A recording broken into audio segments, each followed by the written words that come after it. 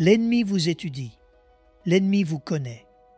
L'ennemi observe comment vous vous comportez dans certains scénarios. L'ennemi observe comment vous vous comportez avec certaines personnes. L'ennemi observe où vont vos yeux, écoute ce que disent vos paroles, observe ce que vous choisissez d'écouter. Il voit ce que vous faites en secret. Il voit comment vous vous comportez en privé. Et il utilise toutes ces informations pour créer la tentation la plus forte et la placer devant vous. Il a de nombreuses stratégies, mais toutes ces stratégies sont finalement basées sur la tromperie. Le seul pouvoir que l'ennemi peut avoir sur vous est le pouvoir que vous le laissez vous tromper de lui donner. Il y a de nombreuses stratégies trompeuses de l'ennemi, mais je veux me concentrer sur seulement 2 en ce moment, afin que nous puissions vraiment creuser et voir exactement comment elles fonctionnent contre nous dans notre vie quotidienne. Mais je veux que vous écriviez dans la section des commentaires dès maintenant. Écrivez, ouvrez mes yeux. Que ce soit votre prière pour le discernement. Que ce soit votre engagement à être vigilant sur le domaine surnaturel. Rappelez-vous ceci, tout. Ce qui concerne le royaume des enfers est construit sur des ombres changeantes. Toutes les armes, toutes les attaques, ce ne sont que des formations, des figures ombrageuses. Donc, dès que vous introduisez quoi que ce soit qui a à voir avec le royaume des enfers à la lumière du Saint-Esprit, le pouvoir des ténèbres se dissout. La lumière éradique les ténèbres. Que fait la lumière aux ténèbres? Elle dissout les ténèbres par leur propre nature, par la nécessité de leur nature. La lumière et les ténèbres ne peuvent coexister. La présence de l'une signifie l'absence de l'autre. Et donc, dans votre vie, vous devez recevoir la lumière de l'Esprit. Maintenant, vous avez le Saint-Esprit vivant en vous. Vous avez la puissance de Dieu résidant en vous. Vous avez été positionné en Christ. Vous êtes en Christ. Christ est au pouvoir et vous êtes en Christ. Vous êtes assis dans les lieux célestes. Alors pourquoi ne voyons-nous pas toujours la manifestation, la réalisation, l'atteinte de ce pouvoir? Pourquoi semble-t-il que parfois nous vivions vaincus, même si dans l'esprit nous savons que nous sommes positionnés dans la victoire? Eh bien, je veux vous montrer comment l'ennemi attaque. En fait, vous êtes peut-être sous l'emprise de cette attaque sans même vous en rendre compte. C'est donc ma prière qu'elle soit exposée et éliminée dans votre vie. Il faut d'abord comprendre que Satan est appelé le tentateur. Regardez 1 Thessaloniciens, chapitre 3. Je vais lire les versets 4 et 5. « Car, lorsque nous étions auprès de vous, nous vous disions d'avance que nous serions exposés à des tribulations, comme cela est arrivé, et comme vous le savez. Aussi, quand je n'y tins plus, j'envoyais m'informer de votre foi, dans la crainte que le tentateur ne vous eût tenté et que nous n'eussions travaillé en vain. » 1 Thessaloniciens chapitre 3 versets 4 à 5. L'objectif principal de l'ennemi est d'affaiblir votre foi. Pourquoi? Parce que s'il peut affaiblir votre foi, il peut vous empêcher d'accéder et de devenir tout ce que Dieu désire pour vous. Lorsque l'ennemi vous trompe, il vous convainc de ne pas utiliser votre pouvoir. Je pense que nous rendons le Saint-Esprit jaloux lorsque nous exagérons le pouvoir démoniaque et minimisons le pouvoir du Saint-Esprit. Eh bien, que dit l'Écriture? Vous, petits enfants, vous êtes de Dieu et vous les avez vaincus, parce que celui qui est en vous est plus grand que celui qui est dans le monde. 1 Jean 4, verset 4. Nous avons reçu la domination, la puissance et l'autorité sur les forces des ténèbres. Et nous sommes des êtres de lumière, parce que nous reflétons la gloire de Dieu. Pourtant, l'ennemi nous trompe, ne voulant pas que nous utilisions la force de la puissance qui nous a été donnée. Au lieu de cela, nous paniquons quand il nous attaque. Que faisons-nous? Nous paniquons quand nous ne comprenons pas comment l'ennemi vient contre nous. Lorsque nous sommes confrontés à des épreuves et à des tribulations, nous considérons cela comme une preuve que Dieu nous a abandonnés. Preuve que l'ennemi a en quelque sorte pris le pouvoir sur nous. Non, mon ami. Vous avez la puissance du Saint-Esprit résidant en vous. Je pense que beaucoup trop de croyants comprennent leur identité en Christ. Cette crise d'identité est ce qui empêche de nombreux croyants de marcher et de réaliser la force de ce pouvoir. Nous avons été délivrés. Nous avons été secourus. Nous avons été remplis du Saint-Esprit. Mais beaucoup d'entre nous ne réalisent pas ou n'actualisent pas ou ne font pas l'expérience du fruit de cette liberté, simplement parce que nous sommes trompés en ne l'embrassant pas. L'ennemi vous trompe.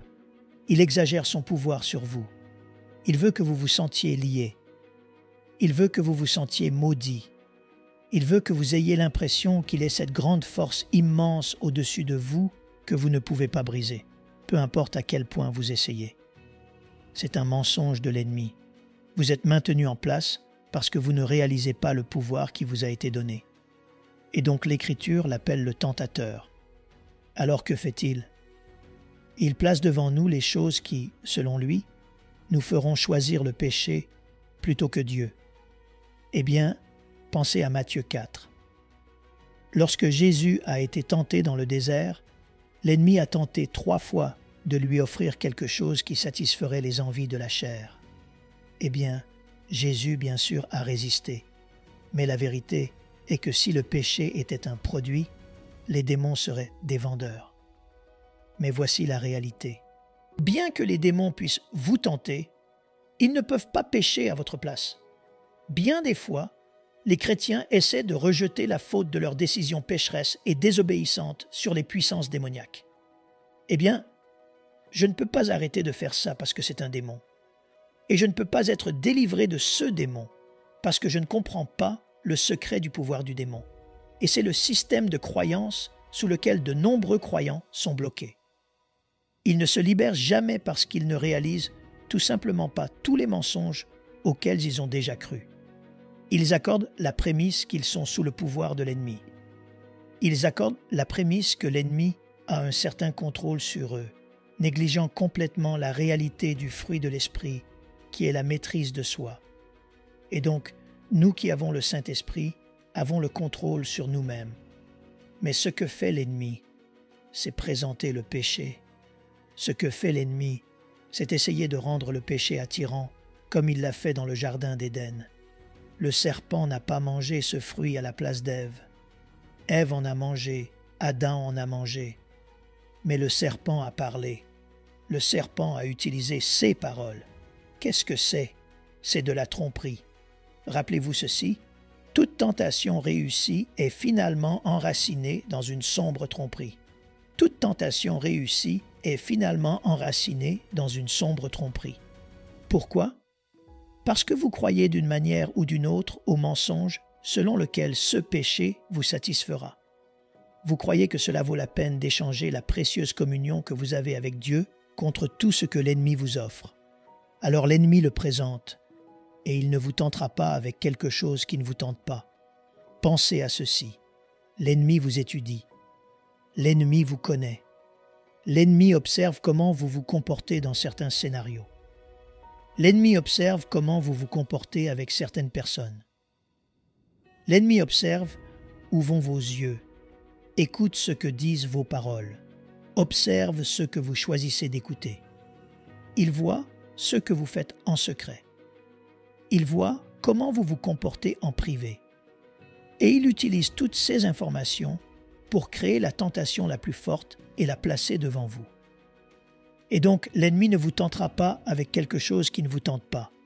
Il va utiliser quelque chose que vous avez appris à désirer. Il va utiliser quelque chose pour lequel vous vous êtes entraîné. Écoutez ce que j'ai dit là, que vous vous êtes entraîné à désirer. Et oui, vous vous entraînez à désirer des choses. C'est un fait. Lorsque nous choisissons un vice, une tentation, encore et encore, nous programmons notre corps à désirer ce que nous choisissons. Et les démons profitent de ces désirs. Ils profitent de ces points faibles. C'est pourquoi il semble que juste au moment où vous faites ce qui est juste au moment où vous allez bien, juste au moment où vous vous sentez enfin connecté avec Dieu, soudain, une tentation se présente à vous, quelque chose vous est offert sous la forme qui vous tente.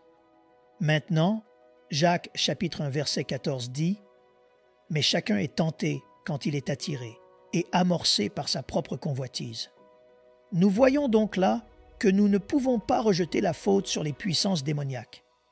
La seule raison pour laquelle nous sommes tentés en premier lieu est que nous avons permis à notre chair de croître en force. Si notre chair n'était pas forte, l'ennemi n'aurait rien à tenter. Si nous gardions la chair faible, les tentations seraient faibles. Plus votre chair devient forte, plus les pulsions des tentations deviennent fortes. Et donc, au lieu de garder la chair soumise, au lieu d'apprendre à vivre dans l'esprit, au lieu de vivre un style de vie de prière et de la parole et de soumettre la nature de péché, nous la nourrissons de ce qu'elle désire et nous affamons l'esprit. Nous affamons l'esprit quand nous négligeons la prière. Nous affamons l'esprit quand nous négligeons la parole. Nous nourrissons la chair lorsque nous choisissons le divertissement plutôt que le spirituel sur une base constante, lorsque nous sommes tellement distraits par les soucis et les choses de ce monde que nous oublions complètement la réalité spirituelle dans laquelle nous existons principalement. Vous n'êtes pas un citoyen de cette terre, aussi étrange que cela puisse paraître. Si vous êtes un croyant né de nouveau, vous avez été transféré du royaume des ténèbres et vous existez maintenant dans le royaume des cieux. Voici comment cela fonctionne. Les démons nous comprennent. Ils cherchent à nous tenter, puis ils présentent un mensonge. Et voici un mensonge qu'ils utilisent. Cela vous satisfera, ou ils diront « ce n'est pas si grave ». Maintenant, vous ne le direz peut-être pas ouvertement, vous ne le penserez peut-être pas directement, mais quelque part au fond, lorsque vous cédez à un péché à plusieurs reprises, quelque part au fond, vous avez perdu ce sentiment d'urgence à la sainteté. Parce qu'à un certain niveau profond et subconscient, vous croyez effectivement au mensonge, que ce n'est pas grave ou que cela ne vous affecte pas vraiment. Regardez, voici la réalité. Même si vous ne vous faisiez jamais prendre pour un péché que vous commettez en secret, le fait est que ce péché secret vous affecte, vous et votre vie et votre joie et votre paix et les gens autour de vous, de plus de manière que vous ne le réalisez. Il les prive même de la personne que vous devriez être. Cela vous satisfera. Dieu ne punira pas cela. Ce n'est pas si grave. La présence de Dieu ne me satisfait pas. Ce sont des mensonges que nous croyons, où je ne peux pas m'en empêcher. Il n'y a rien que je puisse faire. Et là, soit dit en passant, si je peux me permettre une digression, voilà l'un des mensonges qui est fondé sur cette idée que les démons ont ce contrôle sur nous. Eh bien, il n'y a rien que je puisse faire de toute façon. C'est un démon. Donc, jusqu'à ce que j'obtienne cette prière spéciale, jusqu'à ce que je trouve cette technique spéciale, jusqu'à ce que je découvre ce mystère ancien, jusqu'à ce que je déterre les informations sur mes ancêtres, je ne peux pas être libre de cet esprit. Donc, il n'y a vraiment rien que je puisse faire. Et cette croyance dans le fait qu'elle a un contrôle total sur nous est en partie ce qui contribue à nous faire céder encore et encore. Et donc, qu'est-ce qui se passe? Vous commencez à vous sentir piégé, comme si vous étiez un hypocrite. Vous devenez double d'esprit. Vous avez l'impression de passer d'une personne à l'autre et vous ne savez pas laquelle est la vraie vous. Et puis, l'action qui se manifeste à partir de cela est de plus en plus. Vous cédez encore et encore. Donc d'abord, c'est le mensonge.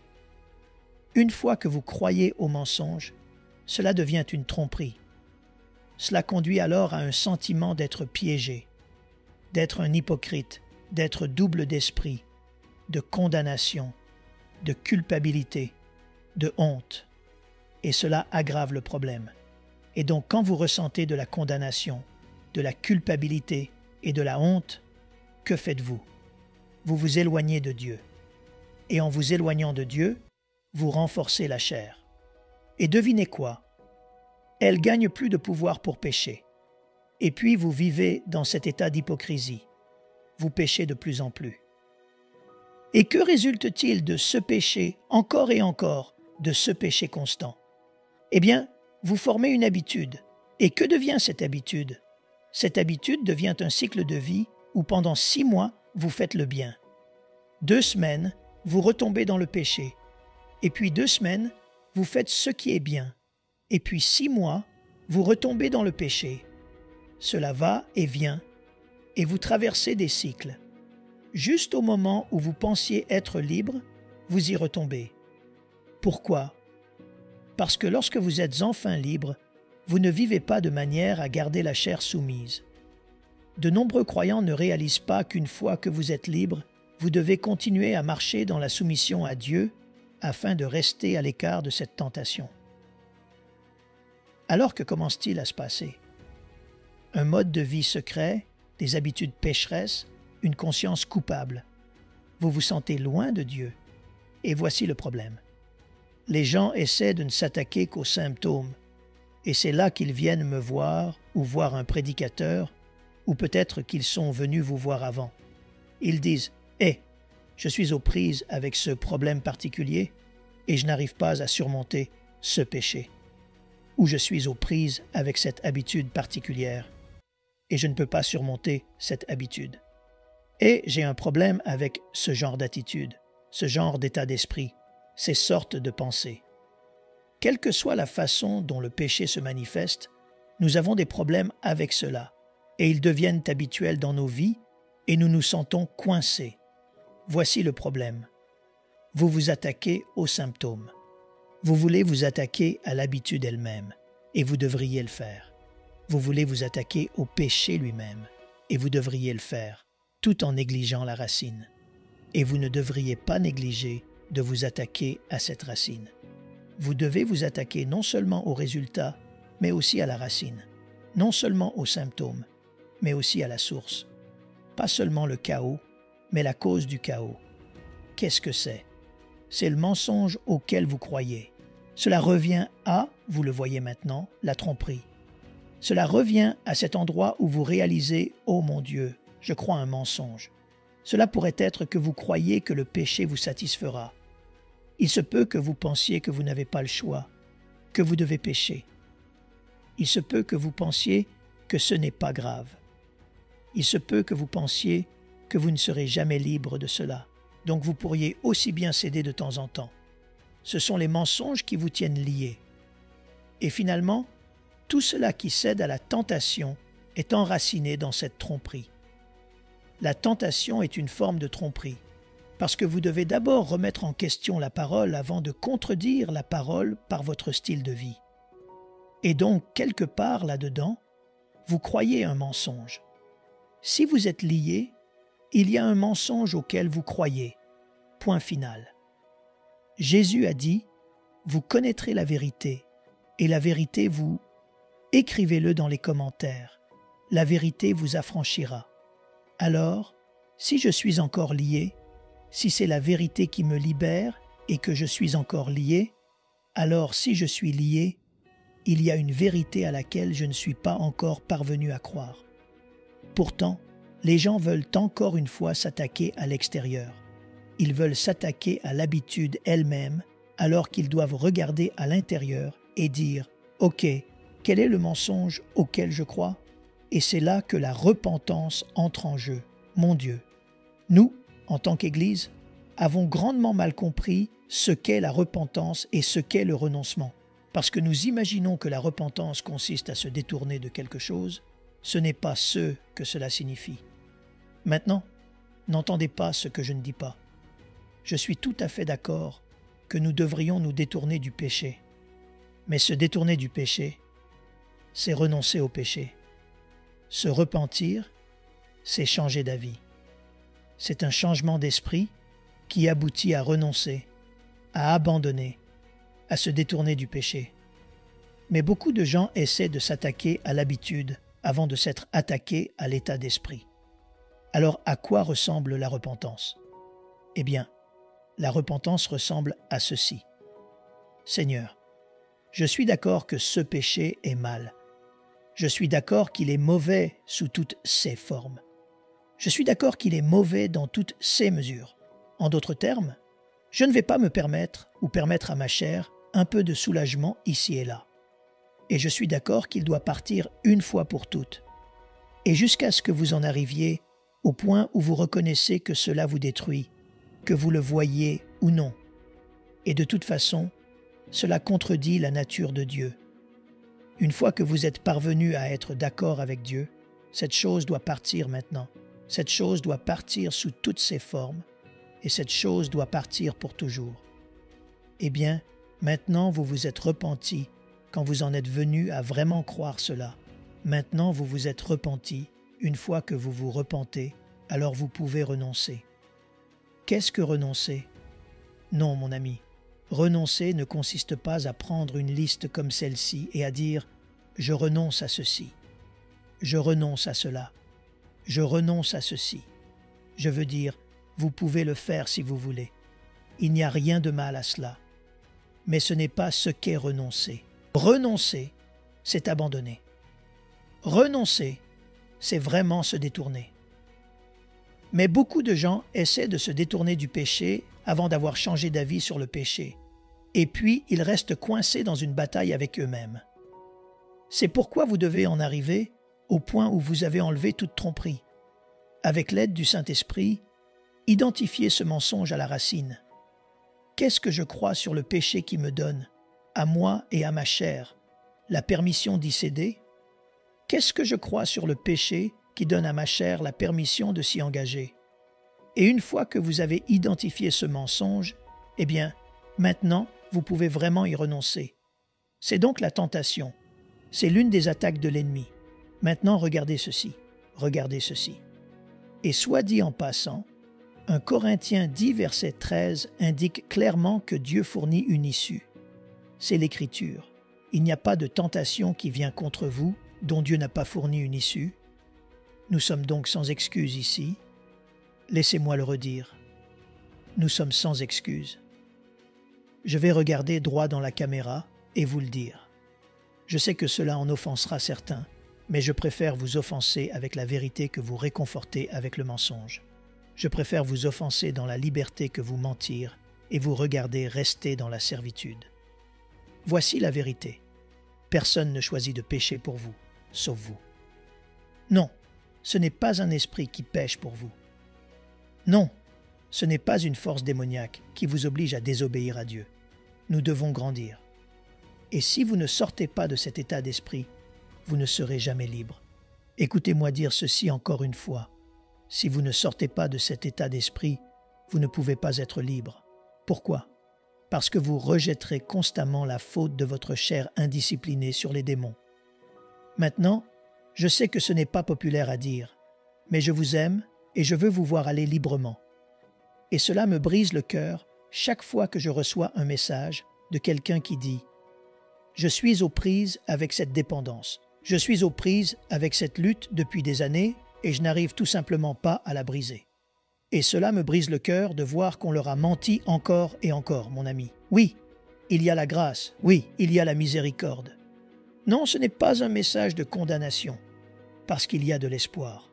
Et l'espoir, c'est que le Saint-Esprit vit en vous et que le Saint-Esprit vous a donné la maîtrise de soi. Une fois que vous réalisez enfin que je suis responsable des décisions que je prends, alors vous avez commencé le processus de repentance. Alors vous commencez à être d'accord avec Dieu au sujet du péché. C'est mal. Il doit partir, et il doit partir dans toutes ses mesures, pour toujours. Mais Dieu a fourni une issue. Dieu a fourni une issue à chaque tentation. Alors, Père, je prie au nom de Jésus que tu fasses en sorte que ton peuple rencontre ta présence, que ta puissance coule, même maintenant. Je réprimande chaque attaque démoniaque au nom puissant de Jésus. Chaque attaque, je te réprimande. Maintenant, dites ceci à haute voix. Dites « Je réprimande ». Dites-le à haute voix avec autorité. Maintenant dites « Je réprimande chaque attaque démoniaque au nom de Jésus ». Maintenant dites « Saint-Esprit ». Dites-le à haute voix. Dites « Saint-Esprit, aide-moi à marcher dans la vérité, afin que je puisse marcher dans la liberté.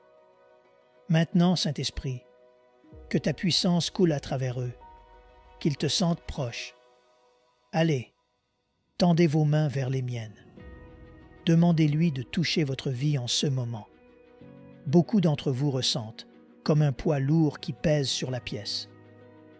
D'autres ont l'impression qu'un courant électrique les traverse. Certains peuvent ressentir une chaleur ou comme des vagues. Quoi que vous ressentiez, comprenez simplement que la puissance de Dieu coule à travers vous-même si vous ne ressentez encore rien.